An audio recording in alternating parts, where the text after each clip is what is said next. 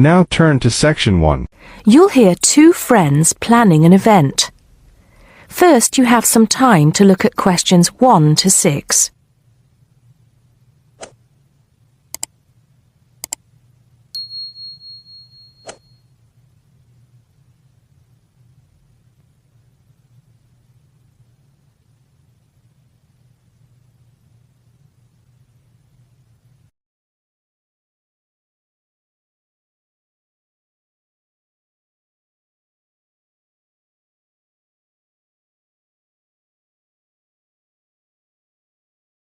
Now we shall begin.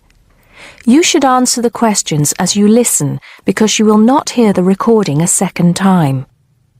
Listen carefully and answer questions 1 to 6. Hello, Joan. I'm glad you could come. Hello, Peter. What's up? Is something the matter? No, everything's fine. It sounded urgent on the phone. Did it? It's just that I've had this idea and I wanted to see how soon we could get it off the ground. Well, don't keep me in suspense. You know they're planning to close down the local clinic. It was in the newspaper yesterday, but most people have actually known for some time. Well, I thought we should do something about it. What did you have in mind? I thought we could organise a charity event and donate the money to the clinic. I know it doesn't sound like much, but it will show the local council how we feel and that we mean business. That'll take quite a lot of organising. Why don't we just hold a protest outside the town hall? A protest would take just as much organisation as an event like this. Besides, I think fewer people would turn up. A village fair or something like that would attract more people and get money for the clinic. People are more generous when they're enjoying themselves. OK then, it sounds good to me. How do we start? First, we put our heads together and come up with a list of people who'll be willing to help and people who can provide us with some of the things we need. For example, we might need a caterer to provide refreshments, a rock band for entertainment, tents and so on. Then, we do a lot of telephoning around and try to get everybody together at the same time in the same place. Sounds like a lot of work to me. Well, that's only the beginning. First things first, though. Let's decide now on who to get to the initial meeting and where and when to hold it. Fine. Well, the village hall would be the best place to have the meeting. It's not as big as the youth club, but it's warmer. There'll be no problem getting permission to use it, but I suppose it depends on how many people we invite. We don't want too many, otherwise the meeting will go on too long and nothing will get decided. But the village hall is a good idea. It's more official than having it in someone's living room. How many? 6 or 8 people to start with? 10 at the most? OK, now we have to decide on a suitable day and time. Suitable to everybody, I mean. A Saturday or Sunday would seem to be the best choice because people aren't at work on those days. But they may not like the idea of giving up a part of their weekend for a meeting. Unless we persuade them it's for a good cause, or that it's to their advantage, and that it'll all be a lot of fun. We'll provide refreshments, of course. What if some don't want to give up their weekend? Then we'll give them an alternative. Say, one evening in the week after everybody's finished work. We'll see which is the most acceptable to them. Then book the hall. I can do the refreshments for the meeting. I'll get Darren and Maggie to help me. I'm sure they'll be more than willing. Before you hear the rest of the conversation, you have some time to look at questions 7 to 10.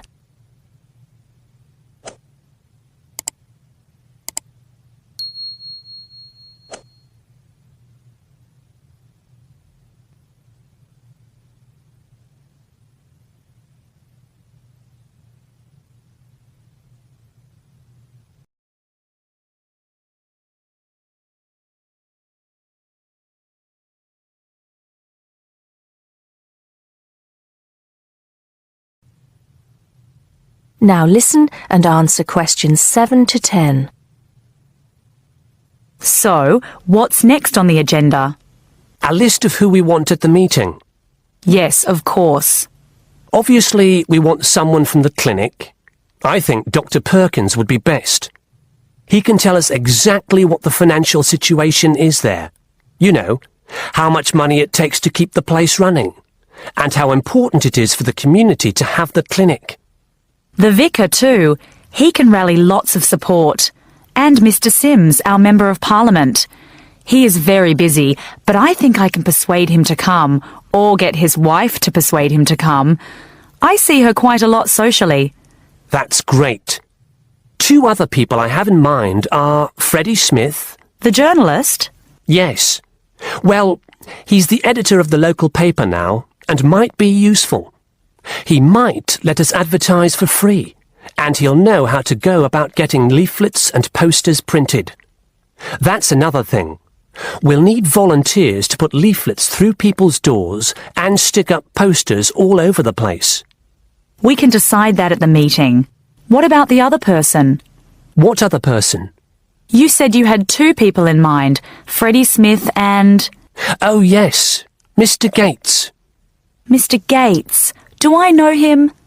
You must do. He owns Greatfields Farm. We need a large area to hold the fete. Right. So how many have we got then? 7 or 8? There's Dr. Perkins, Mr. Sims, that journalist. Freddie Smith, you mean? Yes, him. And the vicar and Mr. Gates, the farmer. That's only 5. There's you and me, that's 7. That will do for now. Let's start making phone calls. That is the end of section 1. You now have half a minute to check your answers.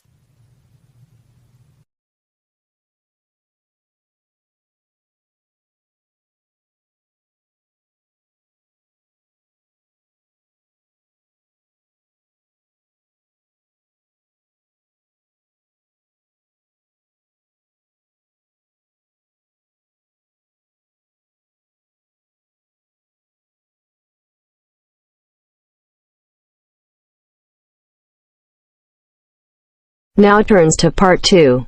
Part 2. You will hear a local radio program about cycling courses in London.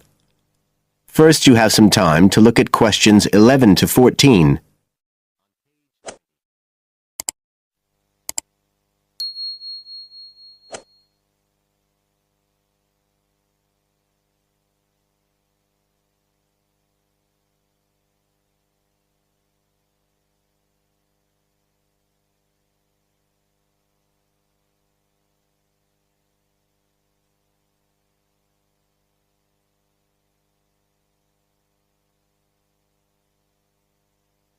Now listen carefully and answer questions 11 to 14.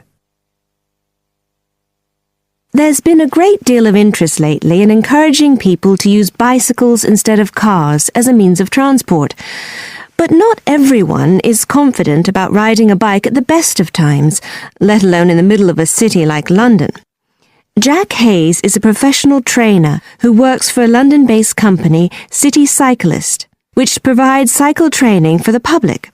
What exactly does City Cyclist do, Jack? Well, our basic purpose is to promote cycling as a sustainable form of transport. We believe the best way to promote cycling is to teach people to use their bikes safely and with confidence. In European countries, people all learned from their parents, and they also learned in school. And when I tell them I teach people to ride bikes, they laugh. They think it's crazy. But here in London, it's completely different. You're approaching the point where a whole generation of people have grown up not being allowed by their parents to cycle because it was considered to be getting too dangerous. And so, in turn, they can't teach their children. We believe in realistic training.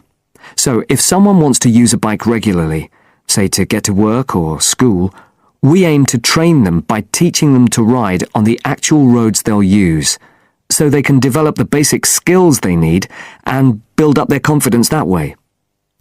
At City Cyclist, we believe cycling's for everyone, no matter what age or level of ability or mobility. We do complete beginners and also advanced courses. That's for urban cyclists who want to deal with things like riding in streets with complicated intersections and things like that. We don't promote the use of personal protective equipment for cyclists, and we endorse the policy of the European Cyclists Federation that parents should be allowed to make an informed choice as to whether or not their child wears a helmet. We believe the key to safe cycling is assertiveness, taking your place on the road. This has to be instilled right from the beginning. Assertive road positioning and behaviour is the key to safe cycling in congested urban environments. Some people are surprised that we don't promote the segregation of cyclists from motorised traffic, but we don't think that's practical in all urban environments. Instead, we teach people to use as much road space as they need to travel safely and effectively. You now have some time to look at questions 15 to 20.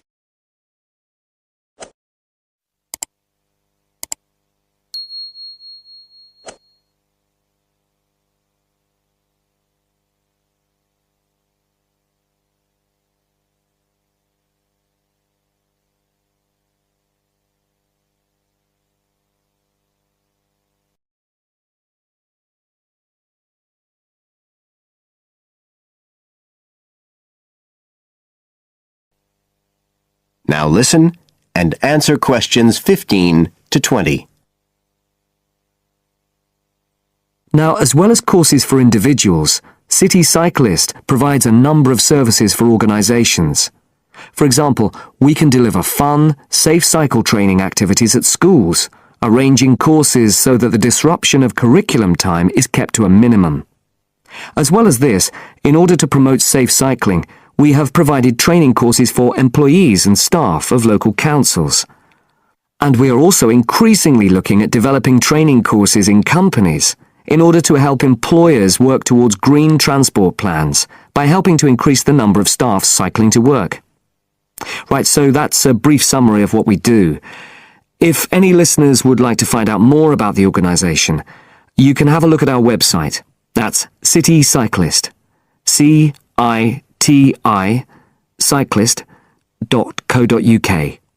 And in order to book lessons, you can either phone us on 020 7562 4028 or do it online. There's an application form on our website, and you can just download that and send it in. We charge £27.50 per hour for one-to-one lessons, plus £6 for each extra person. So you're looking at just £39.50 for a family of 3, say. If you've never been on a bike in your life before, we reckon we can get you riding in 1 hour, and for most people a course of road training usually takes 3 hours. But whether you're a parent or a child, an individual or an institution, we'll be happy to discuss your special needs and make a program just for you. That is the end of part 2. You now have half a minute to check your answers.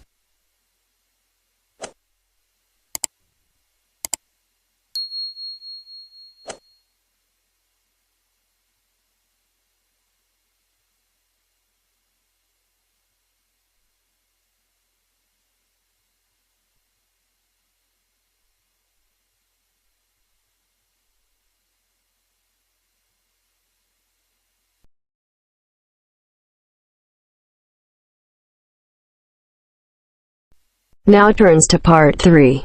Part 3. We'll hear 2 business studies students, Evelyn and Mark, preparing for a seminar presentation. Before you hear the conversation, you have some time to look at questions 21 to 25.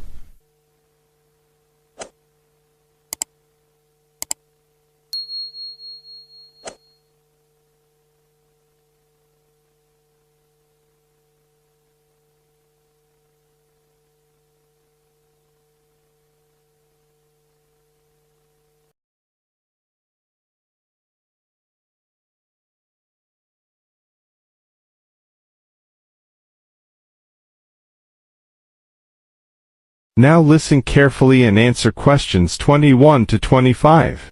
Well, I think the marketing of food would be a good topic.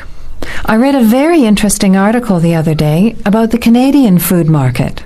I suppose everybody's interested in food, even if it's trying not to eat. Why Canada? I know that's where you come from, but isn't it just all North America, really? No, that's why I thought this article was interesting. Although lots of U.S. companies are well established in Canada, and vice versa, there are still subtle differences between the two markets. It says here, the Canadian market is definitely not a northern clone of the U.S. I like that. And it says that if you understand these differences, it can have a big impact on successful food marketing. So I know that Canada has a big French-speaking population in Quebec. Is this what they're referring to? Not only French and English speakers, there are many different ethnic groups in Canada. It's really quite multicultural. For example, Toronto has large Asian and Italian populations, and Vancouver's got a large Asian population too. And because Canada's population is small, these groups make quite an impact, introducing new styles of cooking. So you can see lots of unfamiliar vegetables and things in the markets, and new restaurants are opening every day. It's great if you love trying out new foods, as many people do. Which kinds of food are becoming popular? Well, some Asian food, I'd say, has been popular for quite a while, like Chinese. But now, Southeast Asian restaurants are becoming very fashionable. Then there's Mediterranean, of course, such as Greek, Italian, and so on. But Caribbean and Mexican food is really taking off among young people these days. So are the supermarkets starting to stock the ingredients that are needed to prepare these foods at home? You know, all those unusual condiments and sauces. Yes, that's right. It's quite interesting going to the supermarket, isn't it? And noticing how they're introducing sections for foods of different nationalities. You can buy quite exotic products locally these days.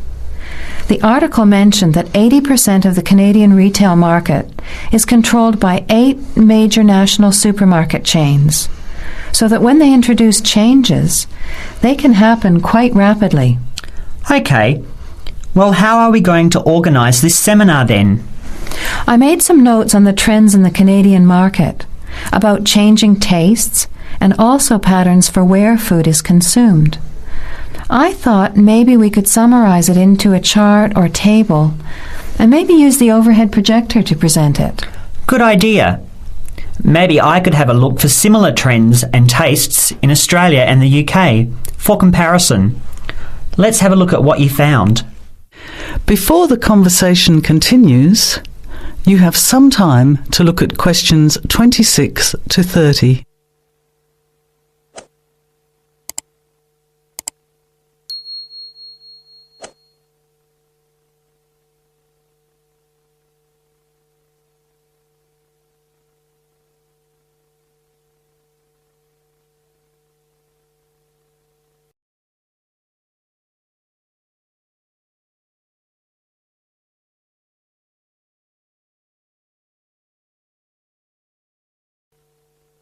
Now, as the conversation continues, answer questions 26 to 30. The most significant trend, it seemed to me, was that Canadians are definitely interested in healthy food. For example, did you know that salads are the 3rd most commonly eaten food in Canadian restaurants? Really? What about organic food then? Is that becoming more popular? Yes, it's definitely moving into the mainstream compared to a few years ago. And a recent survey showed that 4 out of 5 shoppers said that they check the fat and nutritional information on the packet when they're deciding what to buy. What other trends did you find out? There's one change I noticed straight away when I was home last year in the meat department. You know, here the meat packaging says rump steak or 4-quarter chops and so on. Well, They discovered that most consumers these days didn't know what to do with these roasts and rounds and ribs. So the government approved a new naming system for cuts of meat, which is related to the required cooking technique. What a good idea. I've never really understood the difference between sirloin, rump, round and all those names. So how many new categories are there? 8. There are 3 kinds of steak, for grilling, for marinating, and for simmering. And then there's what they call quick-serve beef, for stir-fries, I suppose. And premium oven roast, pot roast, and stewing beef. It's a great idea, isn't it? I hope it catches on here. I agree. Any other trends that you thought were significant? Well, what's really interesting is what the article called mobile meals. In other words, more and more Canadians are eating meals away from home, but not just eating more junk food. They're projecting a 40% increase in snack food sales over the next 3 years, and the growth is coming from healthy snacks. You know, the ones that have less cholesterol and fat, such as muesli bars, health food bars, and those types of products. Apparently, in the food marketing jargon, they're called nutritious portable foods, which means healthy snacks. The other major trend is that young people are doing more of the food shopping these days, so marketing has to be aimed more at them, as well as more conventionally at the mother. Thanks, Evelyn. I think we'll have an interesting discussion about these trends and the comparisons with other English-speaking countries. I'll see if I can get some information about them to compare with yours, and meet you on Friday to put it together. See you then. Bye. That is the end of part 3. You now have half a minute to check your answers.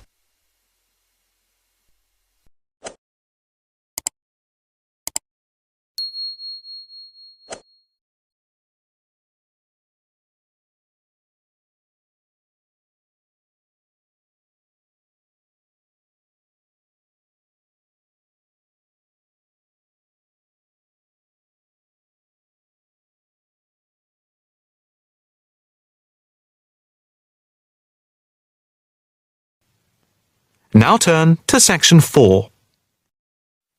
Section 4. You will hear a talk on research in the Indian Ocean. Now look at the questions 31 to 35.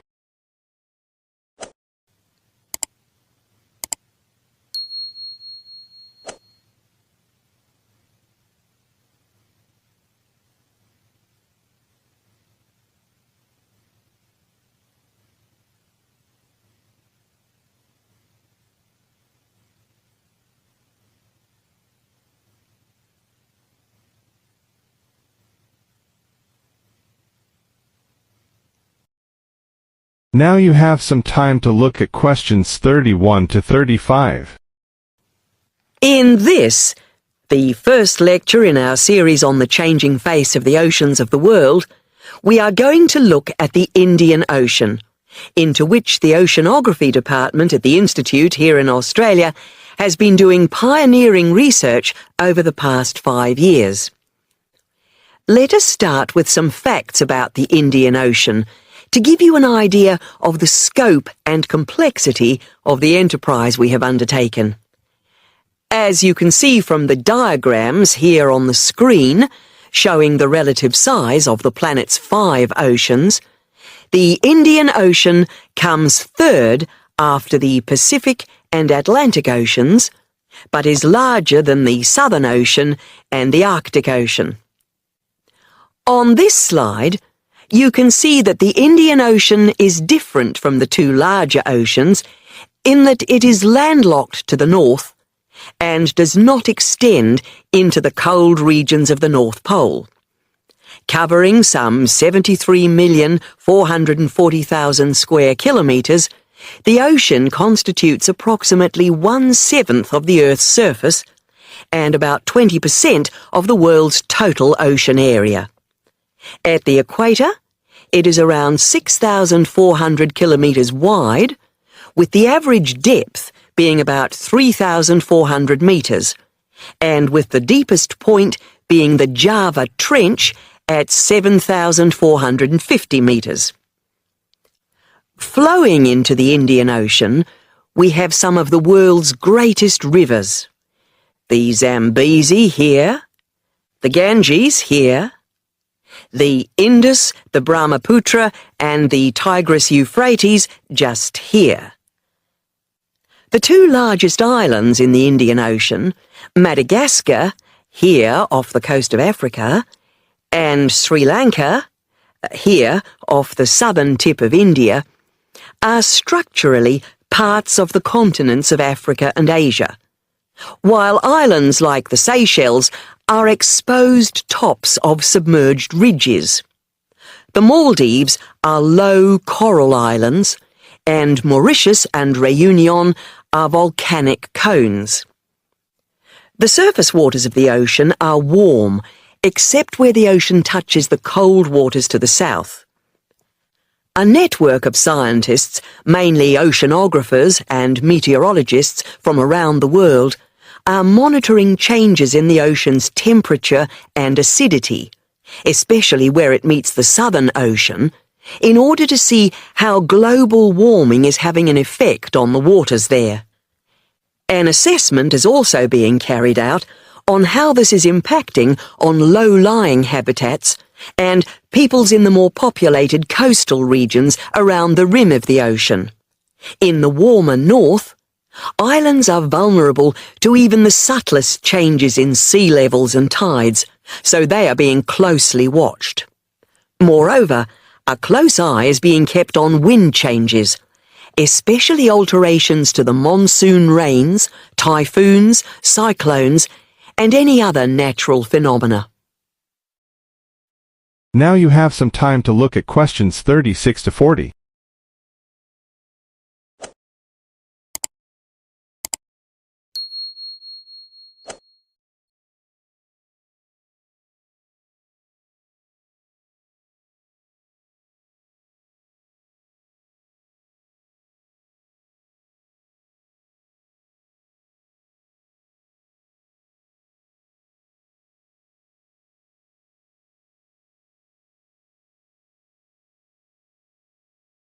Now listen carefully and answer questions 36 to 40. In addition to the information sent from the ship that we have stationed off Antarctica in the south of the Indian Ocean, data are being transmitted round the clock from buoys anchored at various points around the ocean. 5 of these buoys are observing ice packs and icebergs coming into the Indian Ocean from Antarctica.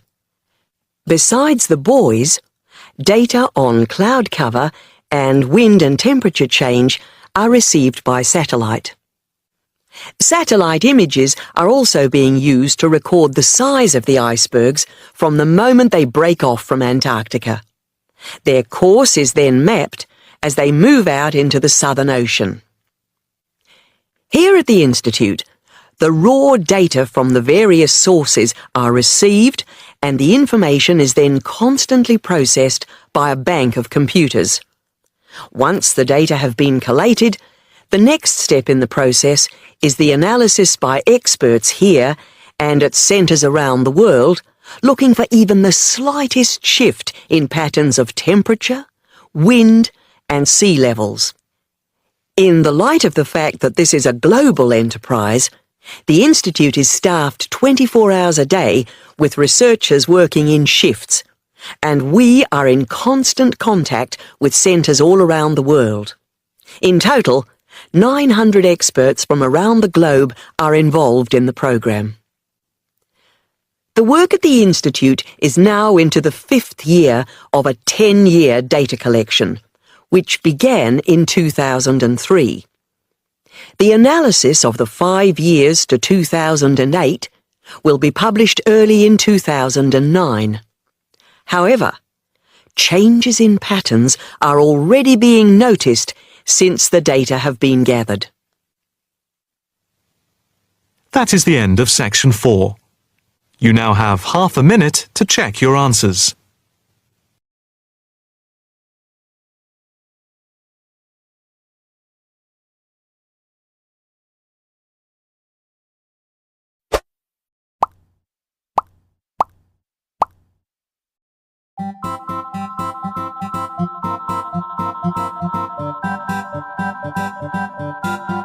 Thank you.